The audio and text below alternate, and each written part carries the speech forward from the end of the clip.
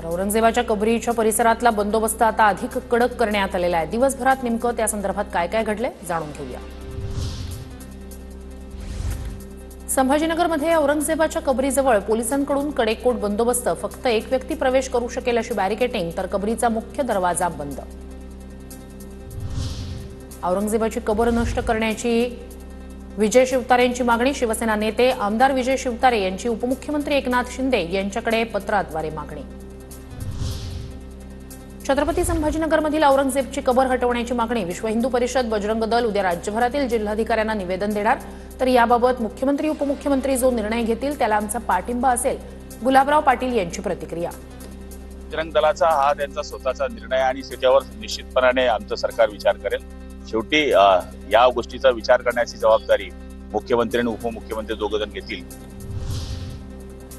400 वर्षांपूर्वीची कबर खोदायला निघालेत। महाराष्ट्रातील 3000 शेतकऱ्यांच्या आत्महत्या दिसत नाहीत का?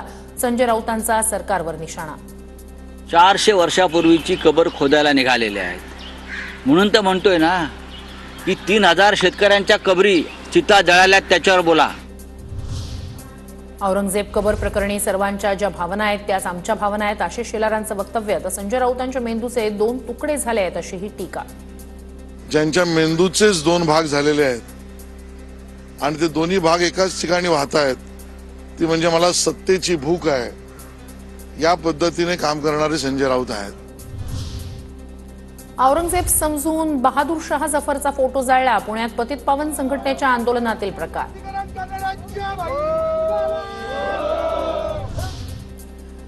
काही लोकांकडून महाराष्ट्र पेटवण्याचा प्रयत्न, राज्य नष्ट करण्यासाठी काही लोकांना भाजपमध्ये पाठवलं का? मुख्यमंत्री संवेदनशील असतील तर हे सहन कसं करतायत? राऊतांचा फडणवीसांना सवाल। महाराष्ट्र हा पेटवायला निघालेत काही लोक, अशानं या राज्याची राख रांगोळी होईल। हे राज्य नष्ट होईल छत्रपती शिवाजी महाराजांचं आणि बाळासाहेब ठाकरेंचं। हे राज्य नष्ट व्हावं असं काही लोकांना सुपारी देऊन भाजपमध्ये पाठवले का? भाजप आणि आरएसएसचे नेते फक्त दंगली भडकवण्याचं काम करतात, संजय राऊतांचा भाजप आणि आरएसएसवर गंभीर आरोप। यांचं स्वतःवरचं नियंत्रण संपलेलं आहे आणि यांना फक्त दंगली घडवणं, मशिदींवर हल्ले करणं, हिंदू तरुणांची डोकी भडकवणं। आतापर्यंत राष्ट्रीय स्वयंसेवक संघानं आता एकदा तरी आपली भूमिका व्यक्त केली। संजय राऊतांना हिंदुत्वाशी काही देणं घेणं नाही, संजय शिरसाट यांचं प्रत्युत्तर। तर काँग्रेसचे पाय चेपायचे नवे उद्योग यांनी सुरू केले, शिरसाटांची राऊतांवर टीका। यांना हिंदुत्व आणि शिवसेना प्रमुखाशी काही देणं घेणं नाही, हे काँग्रेसचे आणि राष्ट्रवादीचे पाय चेपायचं काम यांनी आता हा उद्योग, नवीन उद्योग सुरू केलेला आहे।